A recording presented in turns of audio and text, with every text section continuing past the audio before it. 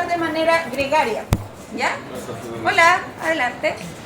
Las ninfas van a salir y van a buscar dónde alimentarse y se van a quedar ahí. ¿Cuál es la diferencia entre escamas y conchuelas? Ya acuérdense que la clase pasada terminamos de ver las conchuelas y vimos cosas como esta. Y ahora vamos a ver cosas distintas que tienen muchas diferencias entre sí. Vamos a ver cuáles son.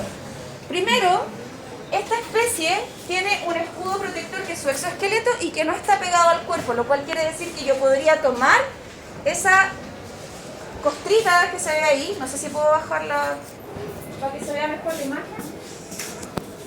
y lo podría despegar fácilmente. El insecto evidentemente quedaría descubierto, pero no sacaría el insecto propiamente tal, ¿ya? Tiene el exoesqueleto un poco despegado de su cuerpo. ¿Qué más? Cuando encuentran dónde alimentarse y se fijan con su aparato bucal, pierden las patas. Quedan sin patas, lo que significa que si la planta muere, ellas también mueren porque no se pueden desplazar hacia otro lugar. ¿Qué otras cosas importantes? Son de mucho menor tamaño que una conchuela. Son muy chiquititas, parecen un puntito. Lo vamos a ver, yo les voy a traer algunas muestras al laboratorio. Próxima semana, recuerden que no tenemos laboratorio porque es Semana Santa. Esta semana tenemos el último laboratorio. Me duele el corazón cuando digo no tenemos eso. Bien, me duele el corazón, ¿qué no importa? Yo también voy a descansar. No, está bien, sí es. Que tiene la primera piedra el que no se alegró cuando se suspendió una clase, ¿cierto? ¿Ya para qué estamos con vos? Bueno. Por supuesto, sí. Años de circo ya uno sabe cómo son las cosas. Entonces, esta semana tenemos el último práctico donde vamos a salir a mirar qué encontramos en Pirque.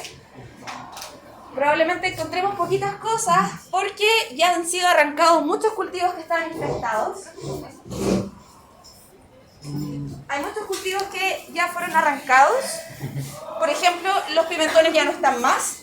Todo ese ecosistema que vimos de larvas y pulgones, eso ya no existe, ya está todo en el compost al fondo.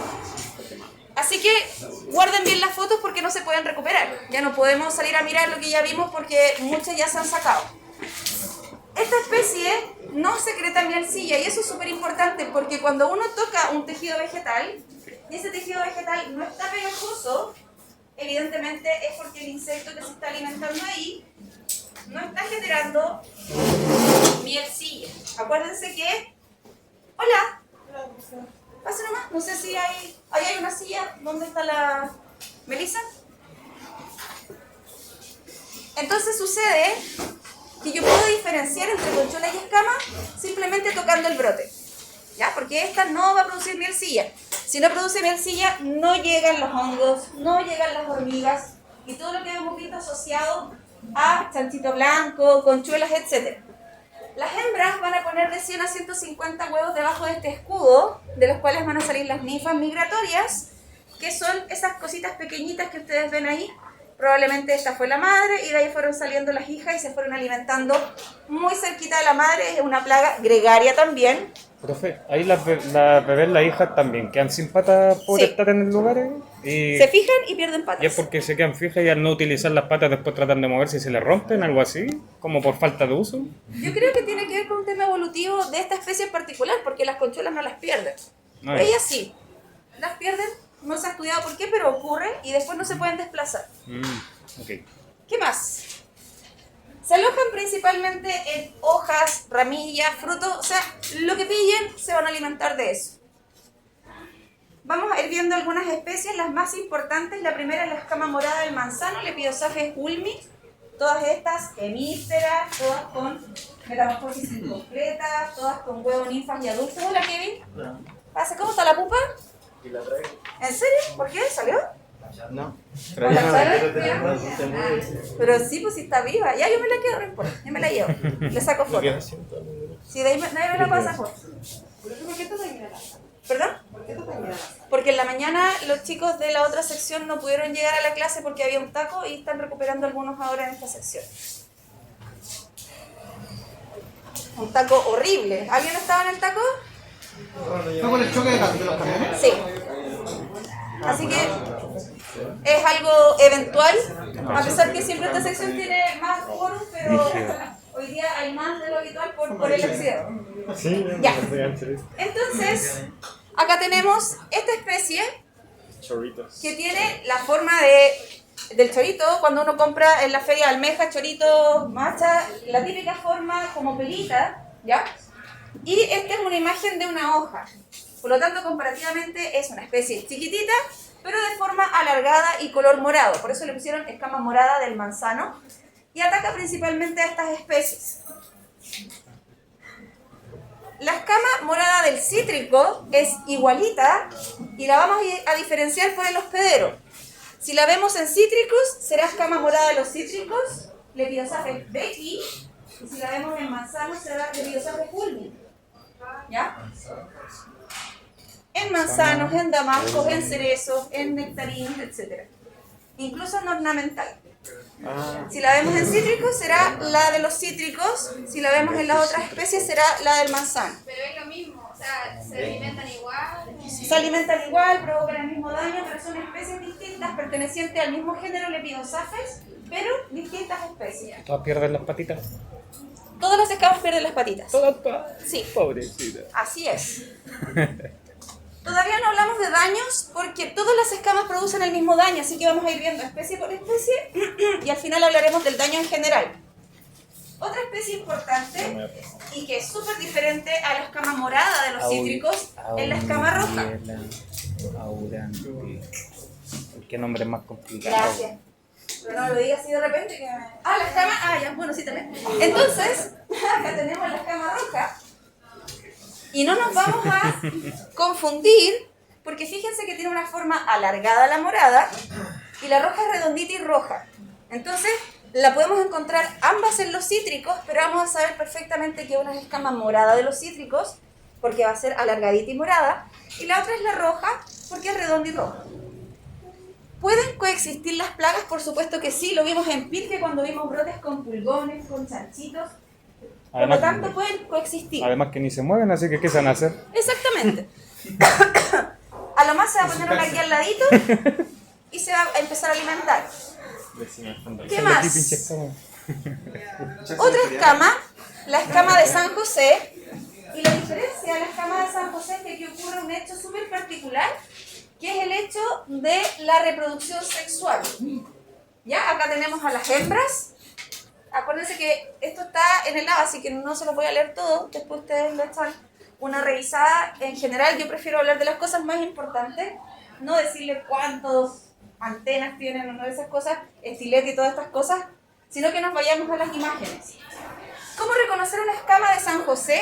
Nombre científico Diaspidiotus perniciosus. ¿Cómo lo vamos a reconocer? Principalmente por este dimorfismo sexual. Fíjense que este es el macho Al lado. y esta es la hembra. No la pera, ojo, es cada uno de esos puntitos es la hembra. ¿Cómo era el macho, profe? No. Ahí está.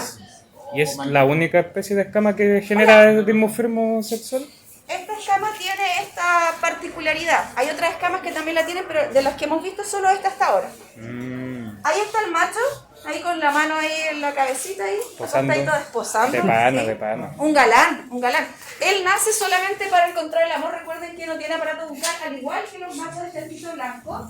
Se alimenta cuando es ninfa 1, ninfa 2 y con esa energía le tiene que durar para todo el proceso. ¿Eso es un cornículo o es un aguijón? Es una estructura, en realidad no se ha investigado muy bien para qué, porque como viven tan poquito, en el Pero fondo es tiene una su especie movimiento, la cosita así, se mueve. Claro, como- no es su aparato reproductor, propiamente tal. No es tampoco antena. Po. Claro.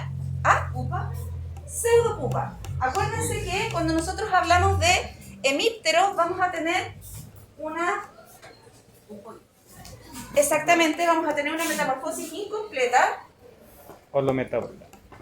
Incompleta es paurometábola, Esa. a diferencia de la completa que es holometábola. Ahí está.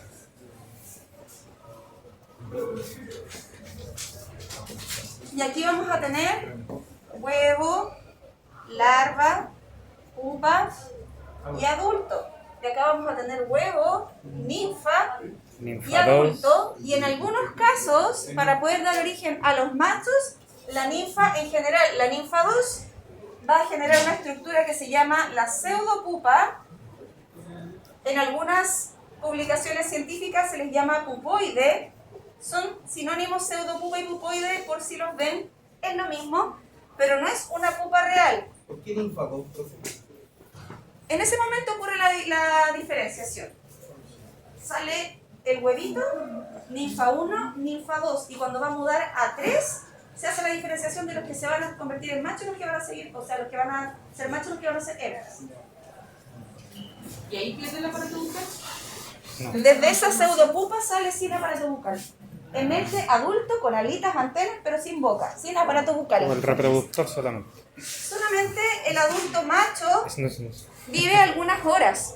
Piensen que con lo que comió durante ninfa 1 y ninfa 2 tiene que pupar y salir volando y encontrar a la hembra y reproducirse. Por lo tanto vive 3-4 horas como máximo y es la hembra el principal dolor de cabeza para los agricultores, porque es la hembra la que provoca este tipo de daños en las frutas, que evidentemente esa fruta no hay a quien venderse.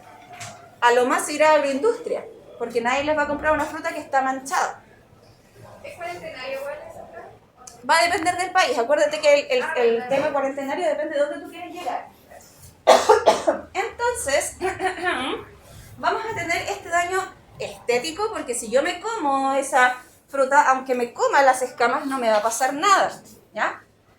Es importante entender eso. Si yo me como un insecto por casualidad, porque he ido caminando con la boca abierta, no me va a pasar nada. Lo mismo pasa acá, si yo tomo esta pera y la pelo, o incluso si la lavo y me la como así, no me va a pasar nada. Los insectos son proteína, ya lo vimos cuando les traje los gusanitos, así que es mucho más peligroso tener un exceso de plaguicida en un alimento que tener un insecto. Ahora ustedes se preguntarán por qué esta pera tiene este acné, porque parece así como un brote de acné en la pobre piel. Principalmente porque esta es una especie que tiene toxinas en su aparato bucal.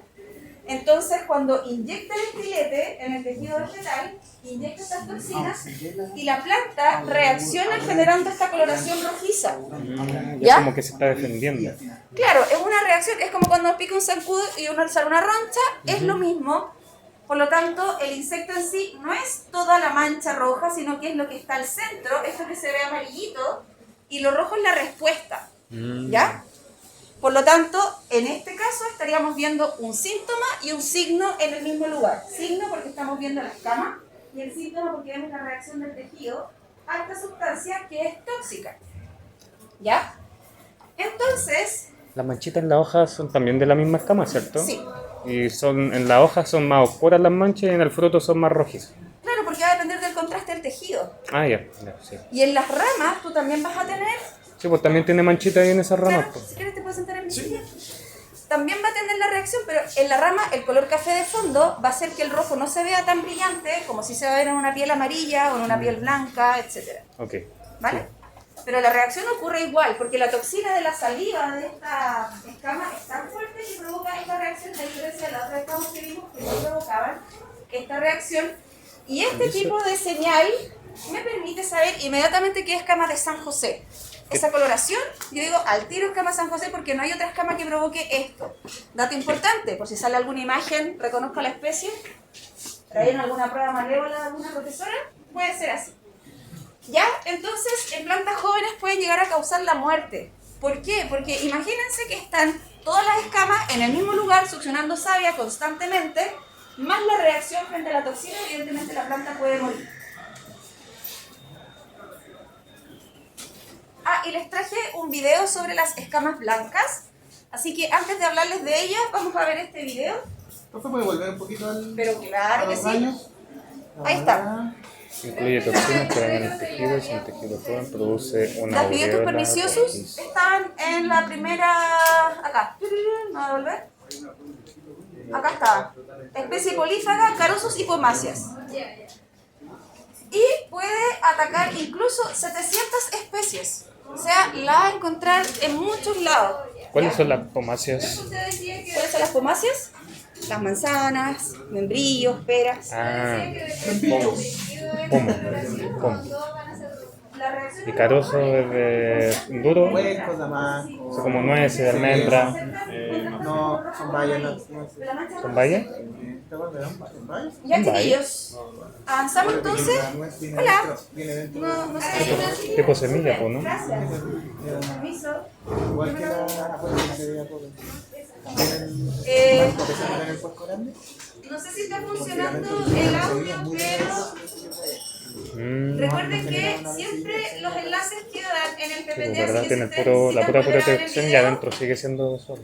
solo necesitan copiarlo y Pasa por pegarlo. medio muy fuerte y pasar a llevarlo así a semilla. Se abre. Sí. No, y ahora Chiquillos, vamos a hablar entonces de las escamas del palto. Pongan mucha atención porque es un video muy interesante. Al final, como siempre, conversaremos de lo más relevante. Siéntate aquí, decían. Es una buena idea, decían.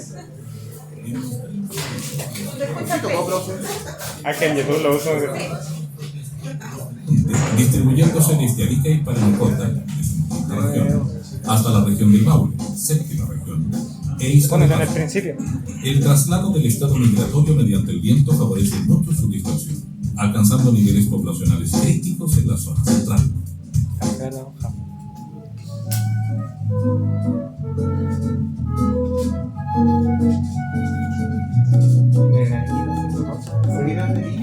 Las escamas son insectos muy pequeños, de forma redondeada, ovalada o alargada, caracterizados por un caparazón que recubre su cuerpo.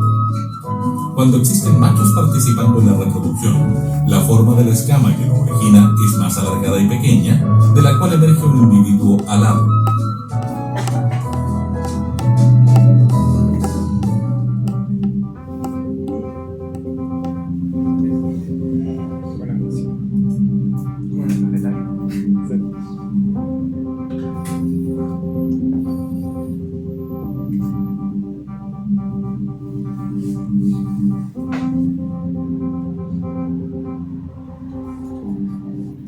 Otra plaga presente en palto corresponde a el complejo de escama blanca. ¿Por qué complejo de escama blanca? Porque hay 3 especies que están presentes en el palto y estas escamas se encuentran presentes en ramillas y en ramas. Bueno, nosotros podemos observar en las ramas la presencia de la escama blanca y las ramillas, las cuales están ocasionando el daño en el palto debido a la alimentación de estos insectos. Además, encontramos la escama en los frutos de la palta, principalmente en el pedúnculo, y cuando ya la acción es más alta, estos también los podemos encontrar en el fruto del palto. Es una plaga muy frecuente y cuyo principal daño es su presencia directa en la palta, de preferencia en la zona peduncular, sitio de difícil remoción durante el proceso de post-cosecha. Esto aumenta el costo del packing, ya que hay que limpiar los frutos mediante escobillado manual y mecánico. Su población aumenta entre la primavera y el otoño, disminuyendo durante el invierno. Respecto al monitoreo de las escamas blancas, este tiene que estar dirigido básicamente a la revisión de estructuras en donde se encuentra presente la escama blanca, es decir, en ramas, ramillas y frutos. Y cuando hacemos la observación de la presencia de escamas blancas, esto no solamente tiene que registrarse el número de escamas presentes, sino que también los enemigos naturales que estuviesen presentes. En el caso de escamas blancas, se encuentran algunos depredadores y algunos parasitoides, por lo tanto es parte también del registro del monitoreo. Por otro lado, ¿cuánta es la cantidad de ramillas que tenemos que monitorear? Bueno, al igual que en el caso de las otras plagas, siempre se debe monitorear entre un 1 y un 2% del cultivo, y dentro de la escama blanca hacer una muestra de ramillas que sea de al menos 10 ramillas por árbol en un tramo de unos 20 centímetros aproximadamente.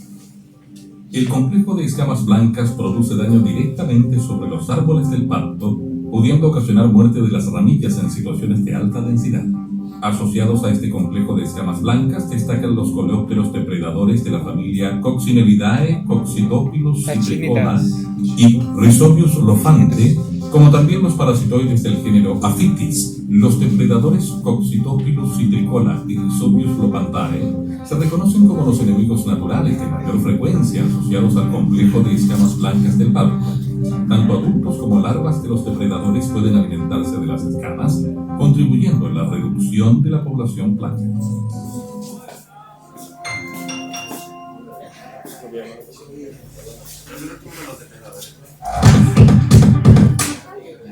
Los últimos, no se asusten porque no hay que aprenderse nombres científicos de controladores biológicos, ¿ya? Solamente de las plagas.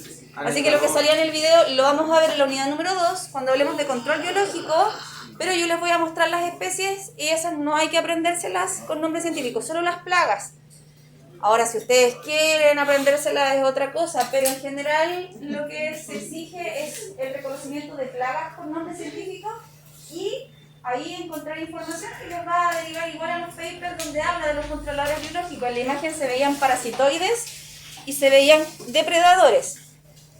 ¿Qué es importante en el video que acabamos de ver? Primero, que en el caso del palto ocurre un fenómeno que se llama el complejo de escamas blancas. Por lo tanto, vamos a tener como nombre común genérico escamas blancas, pero nombres científicos diferentes. Por ejemplo, la escama blanca de la hiedra, que sí la podemos encontrar en palto, se llama Aspidiotus neri, y en palto también vamos a encontrar Hemiberlesia lataniae, y así son 3 especies diferentes, ¿ya?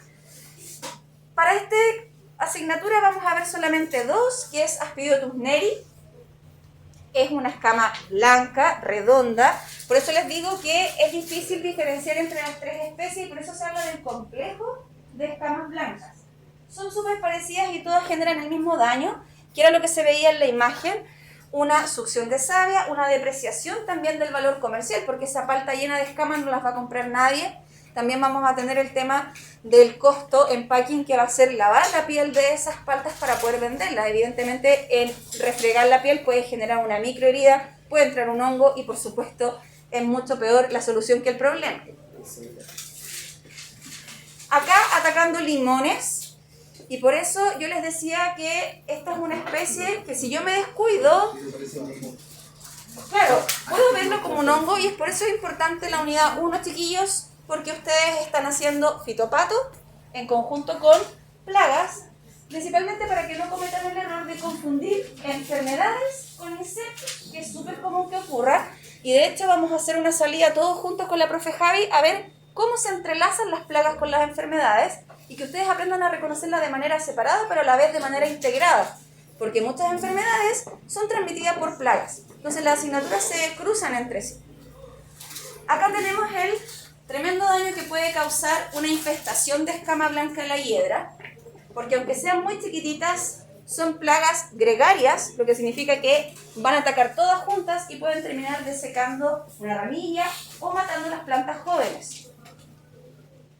El ciclo de vida de las escamas va a ocurrir también que cuando hay machos, generalmente siempre es en el segundo estado o en la segunda ninfa, cuando se hace la diferenciación, las hembras seguirán siendo redondas, como decía en el video, y los machos un poquito más alargados y ovaladas las escamas que darán origen a este dimorfismo sexual, donde el macho nuevamente va a emerger sin aparato bucal, por lo tanto va a vivir un par de horas, va a dar origen a la siguiente generación y luego va a morir. Y el problema principal lo vamos a tener con las hembras. Ya las hembras son las que se van a alimentar de los cultivos. Tabla de resumen de cuándo podríamos encontrar escamas. En general las escamas las podemos encontrar desde primavera hasta incluso entrado al invierno. Y eso es principalmente y está asociado principalmente a los cultivos que va a atacar. Evidentemente, si yo tengo una escama que ataca cultivos de hojas caducas, cuando llegue el invierno no va a tener alimento, o va a tener menos alimento y lo vamos a encontrar menos. A diferencia, pero, por ejemplo, ¿sí? Tienen el mismo proceso de periodo invernal, donde ahí es donde ponen los huevos y generan la diferenciación y dimorfismo. No. En general, cada una va a hibernar de diferentes formas. Por ejemplo, la escama morada del manzano pasa el invierno como hembra adulta, Ya. la de los cítricos preadulta y hembra adulta. Y así cada uno va a tener, incluso en la roja de los cítricos pueden pasar el invierno en todos los estadios, adulto, ninfa, huevo, etc. Entonces, cada especie es muy diferente entre sí. Y por lo tanto, si están asociadas a un cultivo de hoja persistente, es probable que podamos encontrarlo entrado en el invierno, como por ejemplo la escama roja de los cítricos, que podemos verla hasta junio. Esta semana, como yo les decía, tenemos nuestro último monitoreo en Pirque, con lo que alcancemos a ver en los cultivos que van quedando, porque como se están formando los nuevos cultivos de los alumnos de este año, se han arrancado los pimentones, se han arrancado los tomates, todo lo que vimos, ya eso no está. Y es difícil encontrar plagas nuevas porque se están recién poniendo las semillas y esas cosas. Pero vamos a hacer el último práctico en terreno. Próxima semana no hay prácticos porque es Semana Santa. Y después de la prueba vamos a empezar con los prácticos de laboratorio, donde vamos a seguir viendo insectos, pero ya bajo lupa, en muestras de alcohol, montados, etc. ¿Ya? Principales daños de escamas, todas provocan esto. Por eso fuimos viendo especie por especie y solo en una diapositiva concentramos todo el daño, que en general se refiere a que a través de la succión de savia debilitan la planta. Recuerden que ninguna escama produce mielcilla, por lo tanto aquí no tenemos el problema de la fumagina, no van a haber tejidos cubiertos por hongos, perdiendo capacidades fotosintéticas. Si se fijan acá el tejido está verde y están las escamas, no hay hongos. Por lo tanto tampoco hay hormigas alimentándose de esa mielcilla. Y por supuesto cuando se nos escapa de las manos podemos encontrar brotes como estos, donde ya no ves la madera, donde ya no ves el tejido vegetal. Y por supuesto hojas que tienen presencia de escamas blancas y que no solamente están perdiendo la savia por la succión, sino que están perdiendo la capacidad fotosintética porque están cubiertas. O sea, aquí no está entrando la radiación solar a través de las escamas, no la pueden atravesar. Por lo tanto, hay una pérdida de la capacidad fotosintética y más encima, una pérdida de savia por la alimentación de estos insectos plagas. ¿Y cómo botan los desechos las escamas si están quietitas? Abajo de ellas va quedando todo su excremento. Claro, pero no es dulce como los otros. Pero se va acumulando, no se va levantando No, va con un cayendo. cerro caca. Va cayendo, pero no es dulce como los otros. Ay. Y tienen que hacer caquitas porque lo que entra Sí, tiene pues, que salir. tiene que en salir, algún por eso me momento. parece raro que se queden Claro. quietitas, no se desmonten por la caca que sale abajo, no sé. Claro, claro, un montón de Un caquitas. montón. Claro, Claro. no, pero tiende a Claro. caer y no es dulce, así que no atrae a nadie. Ah, ya, ok. Esto lo vimos en Pirque, no sé si recuerdan. Hoja cuando premium. subimos la hojita y volaron ahí Hoja las premium. mosquitas. Son muy pequeñitos. Se llaman mosquitas blancas, pero no son dípteros. Ya mañana vamos a ver las moscas reales. Se llaman mosquitas porque tienen una forma parecida, pero siguen siendo hemípteros. Para conocerlas vamos a ver el video, aunque en realidad el enlace que está ahí está en inglés, así que les voy a poner el de español.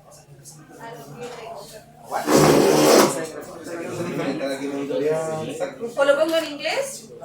No, mejor que en inglés es difícil de entender igual. Tubi. Sí, porque lo que me gustaría hacer es una mosca de anda, que es una mosca real y que ataca directamente a la fruta. Vamos, Javier, no te duermas. Entonces, vamos a buscar ciclo...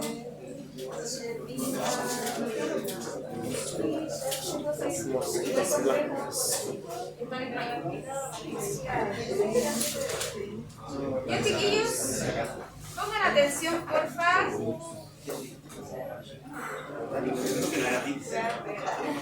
No es díptera, es hemíptera. Ya.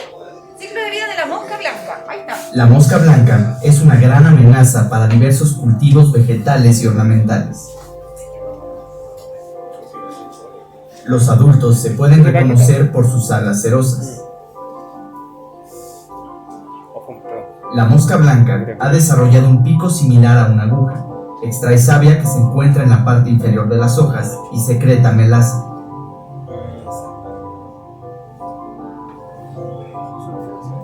Esta melaza, a su vez, es una fuente nutricional para la fumagina u hongo de la negrilla. La hembra deposita sus huevos en la parte inferior de las hojas jóvenes. Si no se ha apareado, todos los huevos serán de machos.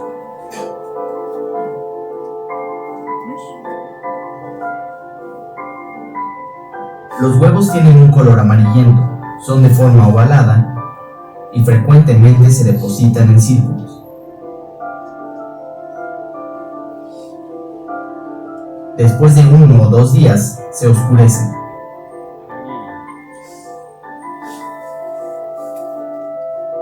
Las ninfas que emergen de los huevos son conocidas como larvas.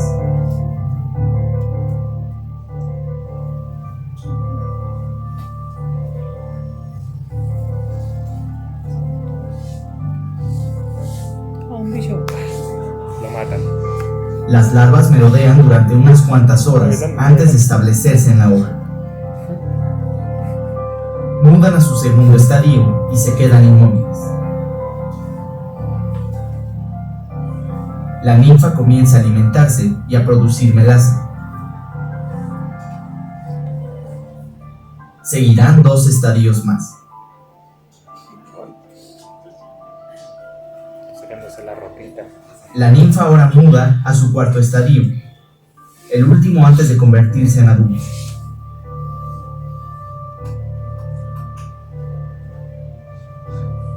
Claro.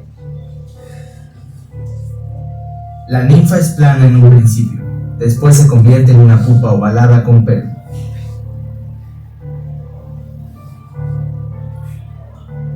Qué brígido.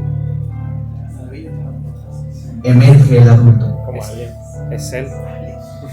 Xenomorfo.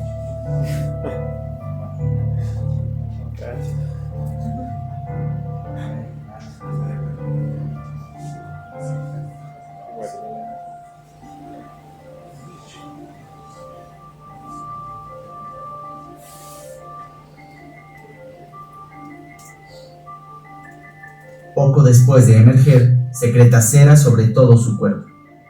Protegiéndose. Los adultos comienzan a penetrar la hoja con su pico para alimentarse con la savia de la planta. Visita nuestro canal de YouTube y nuestro sitio web para obtener mayor información sobre plagas en la agricultura. Profe mencionaba que en su reproducción, cuando no se cruzan, o sea, reproducción asexual genera solo machos alados y cuando sí se cruzan genera la hembra. La mosca blanca es una gran amenaza para... Muy buena pregunta. Primero con la pregunta de Javier y después con Ignacio. Javier dice que por qué cuando no se Sí, cuando no se aparean, cuando es asexual, genera solamente machos, que serían los alados, y cuando sí se cruzan, generan solo hembras. Que hace falta macho, yo creo. Lo que pasa es que en la naturaleza Porque la ocurre un hembra- fenómeno bien interesante, no solamente en esta especie, sino que en muchas otras, en avispa y así una serie de cosas. Ocurre que cuando la hembra no encuentra machos, sus huevos quedan con la mitad del material genético y eso da origen a puros machos. Es una clonación. ¿Ya? En el fondo es una manera de la naturaleza de asegurarse que si yo no encontré macho, mi futura hermana sí va a encontrar macho. ¿Ya? Es como esa la idea de la naturaleza en sí. ¿Ya? Entonces, claro, solidaria ahí le deja macho a la siguiente generación. Ahora, ¿qué se descubrió hace muy poquito? Se ha descubierto en hartas especies y como les contaba a los chiquillos en la mañana, en la tesis, cuando yo trabajaba en un insecto en particular, un controlador biológico, también descubrimos esto, que a veces hay machos que sí vienen de reproducción sexual y que no vienen solamente de partenogenes. Entonces, en general, la naturaleza de los insectos es súper compleja, no es sencillo de entenderlo, pero una manera de explicarlo es la que yo les decía, que en el fondo, si la hembra no encontró machos, se va a asegurar que la próxima sí va a tener machos para poder reproducirse. Ignacio, digo contigo. No, ¿Sí? no, me pareció que los machos y las hembras tienen aparato de bucal igual, ¿no? Exactamente. Aquí no hay dimorfismo sexual. Macho y hembra son picadores, chupadores y Es se que alimentan. al principio el video dijo que para diferenciar de un macho y una hembra, aparte de que el macho está cubierto como de cera, pero La hembra y también. la hembra también. Sí, sí, de hecho, si se fijaron, en un momento había cópula. Sí, pues cuando ¿Se están fijaron? juntos poniéndose ¿Cuál es la potito con manera de potito. diferenciar un macho y una hembra? En algunos insectos, la única forma es tomarlos ya a los laboratorios, abrirlos y verles sus órganos reproductores. Cuando no hay dimorfismo sexual es la única manera de hacerlo. Porque a veces los machos pueden ser más grandes que las hembras. A veces la hembra es chiquitita y uno no se puede dejar guiar solo por el tamaño del adulto. En este caso, En el macho y video hembra son salía el iguales. apareamiento, si quieren lo pueden revisar En el después. video eran iguales, entonces ¿Son macho y iguales? hembra son idénticos. No hay dimorfismo. Según cómo hablan. ¿Por qué las hembras ponen...? Ah, Se ahora diferencian pregunto por cómo hablan. ¿Qué cosa? ¿En horas? ¿De cuál proceso? Todo ¿Todo lo que vimos en el video? Días, semanas. Desde que sale el adulto, empieza a generar esa cera en el fondo es para protegerse.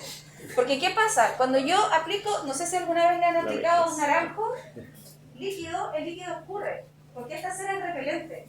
Es una cera repelente de líquidos. Es por eso que se recomienda, por ejemplo, hacer lavazas con detergente para poder atacar esta plaga, porque la lavaza rompe la Tensión tensión superficial. de la cera. ¿Ya? Profe, ¿hizo metamorfosis completa? Muy buena pregunta, Ignacio. La metamorfosis de este insecto también es incompleta, ¿ya?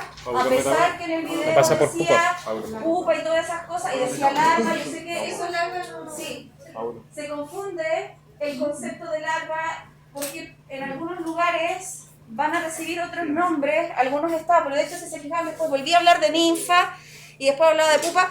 Aquí mezclaron muchos conceptos, pero quédense con este esquema que les voy a mostrar, espérenme un poquito, aquí, me devuelvo al tiro.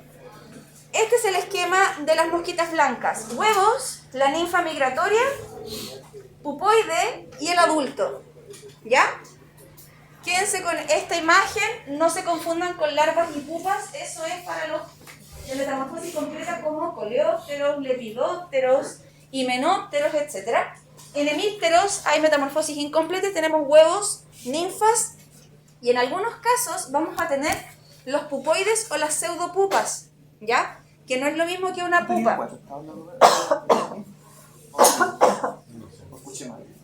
Era otra especie la del video.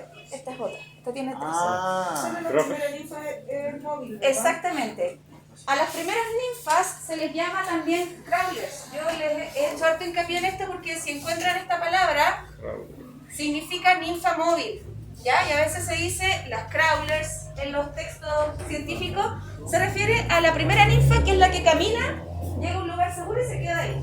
¿Ya? Me devuelvo entonces para hablarles de la primera especie de mosquita blanca, que es la mosquita blanca de los cítricos, plaga súper común de los jardines. Si ustedes se paran debajo de un cítrico y miran hacia arriba, es ahí la manera de monitorearlo, porque se ponen por debajo de las hojas, no por encima. ¿Los huevos o los mosquitas? Todo. Ay, que yo lo he visto encima. Cuando ya es mucho, Ya sí, parten por abajo. Sí, les gusta el embés porque en el embés están las nervaduras que les protegen, por ejemplo, del viento y de la radiación solar. Por eso se ponen por debajo. Aleurotrixus flocosus, mosquita blanca de los cítricos. Si la vemos en cítricos, es sí o sí esta especie. Ataca limones, mandarinos, pomelo. Tomate es otra especie, la vemos al tiro. Es la Trialeurodes vaporariorum, la vamos a ver al tiro. Nadie se sentó en el teclado, se le ocurren estos nombres maravillosos.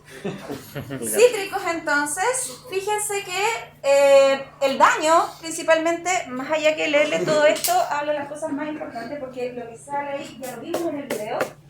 La hembra va a poner los huevos en el embés de las hojas, de manera protegida. De estos huevos van a salir las ninfas, y de estas ninfas se generará todo el ciclo que vimos en el video. Daño por succión de savia, y como se fijaron en el video, esas gotitas que tiraban, esa es la mielcilla. Insecto que también genera mielcilla entonces, y por lo tanto fumagina y todo lo que sabemos que conlleva la presencia de una feca azucarada, hormigas, fumagina, se cubren los tejidos fotosintéticos con el hongo, pierde la capacidad de hacer fotosíntesis, etc.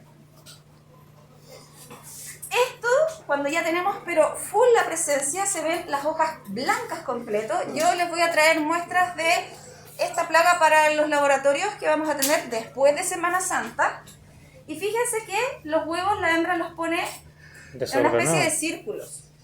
Ahí tenemos un círculo, aquí tenemos también un círculo ahí como un circunferencia. ¿Esto por qué es? Bueno, porque la hembra se está alimentando, entonces empieza a poner los huevos y se va moviendo en círculo para no salirse de lo que se está alimentando. Si no, tendría que poner todos los huevos uno arriba de otro si no se moviera. Entonces, para moverse lo menos posible, va girando y va poniendo los huevos alrededor de donde se está alimentando. Ya cuando no puede seguir, se despega y se va a otro lado a seguir poniendo huevos. Pero por eso los pone en esa disposición como media en círculo, para no salirse de lo que se está alimentando. Ataques fuertes entonces pueden llegar a debilitar brotes. A esta especie le encantan las hojas más jóvenes de los cítricos, por lo tanto siempre la vamos a encontrar en los ápices. Y por supuesto, si afecta al ápice, afecta el momento de crecimiento de los cítricos. Ahí está el ciclo, lo que habíamos visto: huevo, ninfa, migratoria. Ahí se queda y se transforma en lo que vimos en el video, una especie con alas, con antenas, una especie que se desplaza principalmente volando, tanto hembras como machos. Profe, ahí sí. ¿El pupoide ahí también se convierte en hembra? Sí, en hembra y en macho. Ya. Y tenemos la otra especie de mosquitas blancas, solo vemos 2 especies por si acaso, para que no se me asusten. Esta es la que decía la cara de los tomates. Mosquita blanca de los invernaderos es un nombre común. Trialeurodes vaporariorum es un nombre científico. Y si la vemos en tomates es esta, si vemos mosquita blanca en cítricos es la otra, ¿ya? Esa es la manera de diferenciarlos por el hospedero. Profe, y porque, por ejemplo, yo puse tomate y se me plagó de mosquita blanca, y después puse limón y se me plagó de mosquita blanca.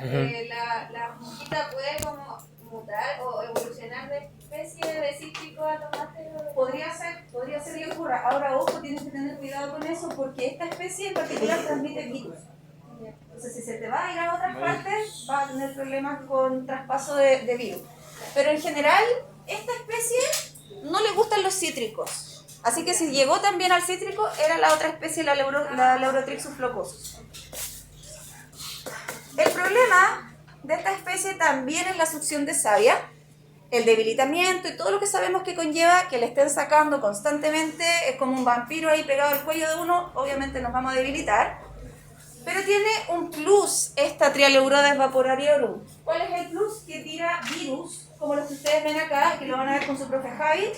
El cucumber yellow y el beet pseudo yellow, que son virus que atacan principalmente zapallos, cucurbitáceas, porotos, lechugas, que va a tener este problema en las hojas, pero que en el fruto va a depreciar completamente ese producto. Ah, le genera deformidad y Deformidades, protuberancias, ¿sí?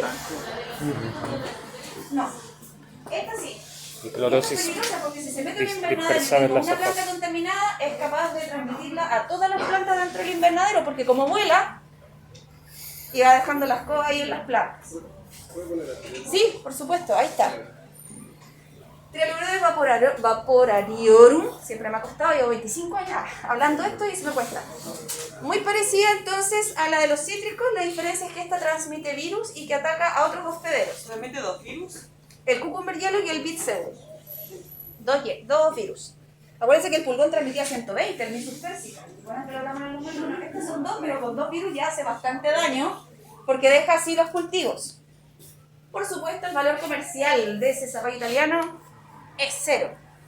Ni agroindustria lo van a recibir. Y también hemos incluido en la clase de hoy una especie que no está dentro de su programa educativo porque entró hace muy poco al país.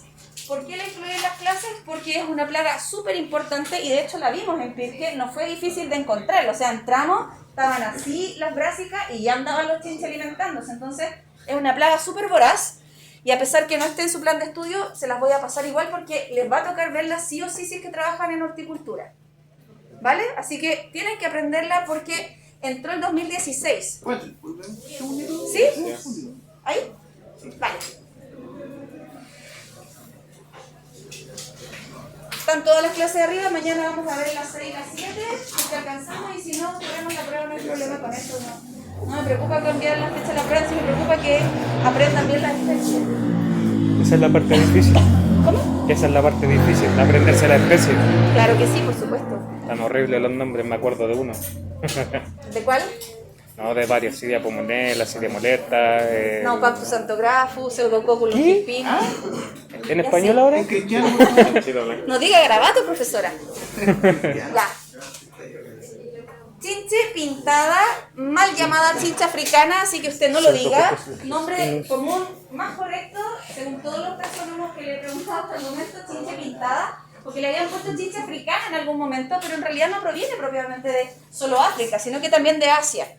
Así que le pusieron chincha africana, pero mejor chinche pintada, sí o sí. Se van a la segura con ese nombre común. Y en general es una especie súper compleja porque se menciona que se puede alimentar de más de 74 especies distintas de plantas. Ahora, ¿no es un problema para los fruticultores? No, pero sí para los cerealeros, para los hortaliceros, porque les gustan los cultivos bajitos. Y come desde pasto, maíz, hasta poroto, arveja, espinaca, betarraga, zanahoria, lechuga. Todo. La vida. La vida, se come la vida esta amiga, siempre anda en pares porque tiene una tasa reproductiva atroz, siempre anda caminando así una para allá y otra para acá, copulando todo el día poniendo huevos, así que viven una vida fantástica ellos, pero lamentablemente la pasan súper mal los horticultores porque tienen pérdidas súper importantes. Voy a aprovechar de pasar lista porque creo que no la he Estas son las que estaban pasado. en la ABA, ¿cierto? Están todos en el ABA. Sí, subió No, todo. en las ABAs, allá en Pique. Ah. Ah, en las habas. ABAs, no sé. En México hay 2 controladores biológicos. ¿Por qué lo sé? Porque en realidad estuve tratando de hacer un proyecto de criarlos acá en Chile, pero vino la pandemia y se fue todo un poquito al huesco. Así que sé que hay controladores biológicos, pero en otros países, acá no. Por lo tanto, como no hay controladores biológicos, ¡puf!, explota esta especie. Y eso es lo que pasa con las exóticas. ¿Amanda? Los controladores biológicos tienen... ¿Qué hacen los controles? Sí. Muy buena pregunta, Amanda. ¿Qué creen ustedes, chiquillos? ¿Tienen cuarentena los controladores biológicos? ¿Se pueden liberar así a la vida? No, No, sí porque a tienen. veces... Pueden Porque a veces comerse algo. pueden cambiar la dieta cuando llegan a un país huésped. Pueden actuar de diferentes formas. De hecho, nosotros trabajábamos con unas abejas que habíamos traído de Nueva Zelanda y teníamos que trabajar en un ambiente súper cerrado que tenía una cortina de aire. Entonces, cuando uno salía, pasaba una cortina de aire y si llevaba un huevito o algo, quedaba en el laboratorio. Así de estricto es todo y el SAC fiscaliza para que no se escape nada. Porque a pesar de que son insectos, entre comillas, beneficiosos, tenemos que estudiar si es que realmente van a hacer un aporte o van a terminar como los Simpsons ahí comiéndose unas cosas y después trayendo a otro para comerse a este y así. En 31 minutos. Una cadena interminable. En 31 minutos dieron un reportaje. Claro. De que a veces... Pero sí, De las malas decisiones, sí. no, lo que pasa es que nomás insertaron un controlador biológico de afuera para controlar una especie también extranjera. Al final se terminaba comiendo Chiquillos, Era malo. Era malo. me recuperé, pero no estoy tan bien, así que no puedo hablar muy fuerte. Le agradeceré por todo así. Me pueden escuchar porque lo que acaba de decir Álvaro es bien importante. Porque a veces un controlador biológico se comporta de una En su forma en nota su país de verde. origen y cuando llega al otro lado se da cuenta que le gusta más a lo mejor comerse la chinita que comerse la bagrada. Y va a terminar comiéndose la chinita. Entonces, es súper delicado trabajar con controladores biológicos de otros países porque no sabemos cómo se van a comportar acá. Que es un poco lo que está pasando con las chinitas entre sí. Todas las chinitas que vimos en Pirque son todas controladoras de pulgones, pero lamentablemente la chinita Harmonia axiridis, que es esa grandota que vimos redondita, tiene un problema ecológico importante porque se empezó a comer no solo los pulgones, sino que a los huevos de las otras chinitas. Entonces ahí tenemos una relación ecosistémica en desequilibrio porque estamos trayendo algo que por supuesto nos aporta. ¿Sí? Sí, Harmonia axiridis es una especie que viene de afuera. La nuestra es la Eriopis chilensis, nombre científico porque es nativa nuestra, y esta llegó y como es más grande y más voraz, la está desplazando. Cosa muy similar a lo que está apareciendo con los abejorros.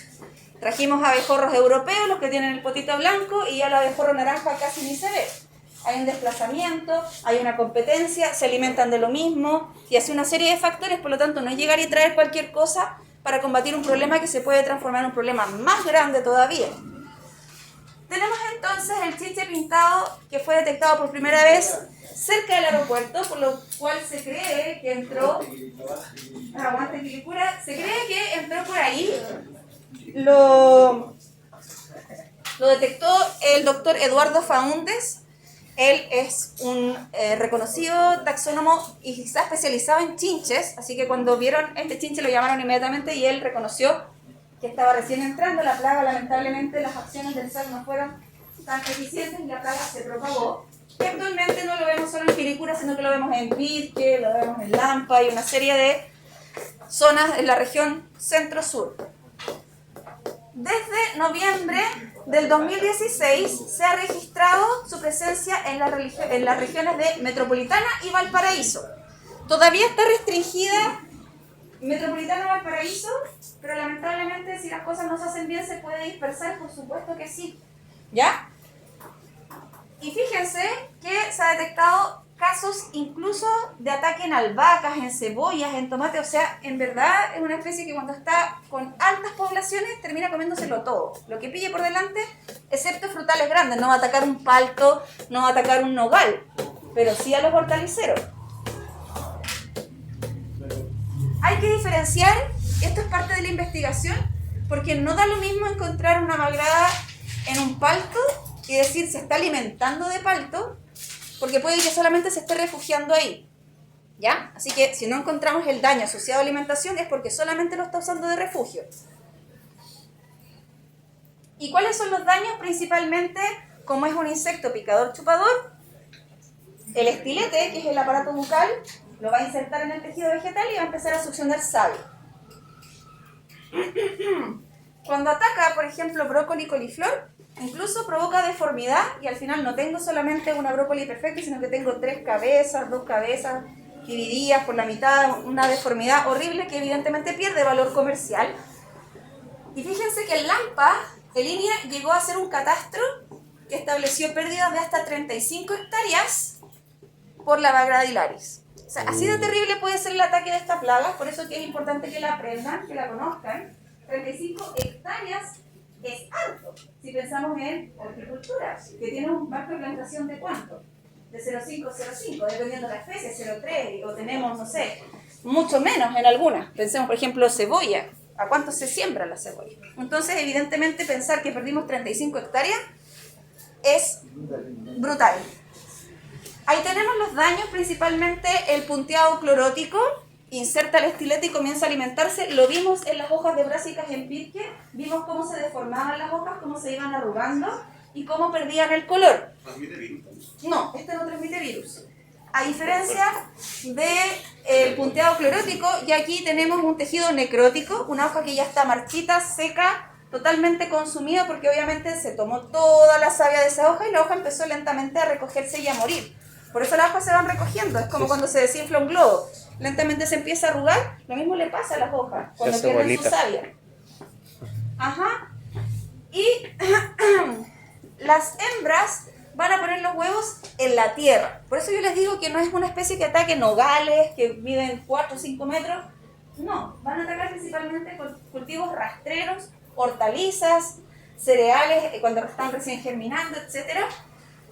Y en general, más que leerles todo esto de cuánto mide y cómo es, vamos a ver las imágenes. Fíjense que muchas veces se confunde porque el estado inicial es de color rojo, no tiene nada que ver con el final. Arañita roja. Igual tiene, claro, pueden pensar que es arañita roja, como dice acá Javier. Ahora, ¿cómo sé que no es arañita? Porque tiene 6 patas, la arañita tiene 8. Vamos a ver después que hay un momento en que las arañitas tienen 6 patas. También lo vamos a ver. Y se llaman larvas. Y vamos a tener huevos, larvas, deuteroninfa y así millones de cuestiones. No. Sí, todavía queda sufrimiento. No quiero más nombre. La misma que vimos. Fíjense que ahí está. ¿Se acuerdan que las vimos chiquititas? ¿Estaban pegadas algunas? Exactamente. Sí, exactamente. Y se aparean una mirando para cada lado, así que ni siquiera se miran la cara. Y andan caminando así, pegaditas una al lado de la otra. En general, lo más habitual es verlas unidas. Tienen una tasa de reproducción alta. Y ojo que esas son las ninfas, así que si a ustedes les toca monitorear y encuentran esto, eso es chinche pintada. No es arañita roja, no es otra cosa, es una ninfa que después se va a transformar en este adulto y que va a terminar en infestaciones como esta, donde evidentemente esa planta ya está condenada a la murición. ¿Ya? Y aquí tenemos los adultos, ahí una fiesta de Bagradilaris, ahí, ¿cierto? Todo pasando, tenemos alimento, tenemos tierra, les encanta poner los huevos ahí, siguen comiendo, salen las ninfas y así, etcétera, etcétera, etcétera. Enlace, si es que ustedes quieren conocer cuál es el plan que tiene el SAC para poder reprimir esta plaga, porque lo que el SAC quiere es que se quede en Metropolitana y Valparaíso y que no llegue a La Serena, que no llegue a Rancagua, que no llegue a Maule. Y para eso es tan importante que existe una alerta sanitaria. Por lo tanto, si ustedes llegan a ver Bagradilaris, por ejemplo, cuando vayan a ver a algún familiar al sur o al norte, tienen que inmediatamente hacer el aviso, porque la idea con esta plaga es la contención. Vamos a ver en la unidad número 2 que el SAC tiene diferentes estrategias para la supresión, la erradicación, en este caso es contención, y que significa que si ya está en región metropolitana y en Valparaíso, solo se quede ahí y no se siga expandiendo. Es por eso que aquí está todo el plan de acción que tiene el SAC con las chinche pintadas. Si es que quieren conocerlo en profundidad, les dejo el enlace, pero no lo incluí en la clase porque si no sería más materia y no es la idea, y nos empezamos a alejar un poco del objetivo que es el reconocimiento de especies. Y Y con eso hemos terminado todos los hemípteros. Las 90 y tantas diapos, Amanda. No. No quiero más, no. Será un cuadro. Un Excel ahí con los nombres científicos. Se va. Es como la única solución para repasar. La Amanda me hizo un alcance porque esto es no es un escarabajo. Acuérdense que los escarabajos tienen las alas completas endurecidas. Se llaman élitros. Y en los chinches el ala es distinta. El ala tiene una mitad que es dura y después viene una membranita y ellos tienen hemiélitro. Élitro. Y en las chinitas, por ejemplo, vemos esto, donde el ala es completamente dura y ese es un élitro. ¿Ya? Esa es la diferencia. Ahí tenemos la antenita y las patitas, pero tiene esta mitad dura y esta mitad membranosa. Este es un chinche. El escarabajo es el ala completa dura. ¿Dudas, consultas? ¿Las chinitas serían como tipo escarabajo entonces? Sí, la chinita es un escarabajo, es un coleóptero.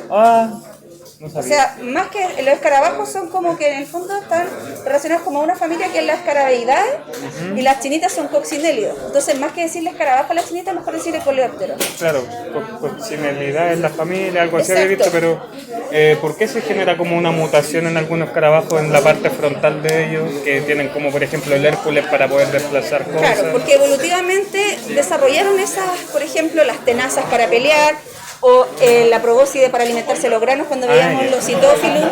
Es como una metamorfosis que tomaron por el ambiente. Evolutivamente, exacto.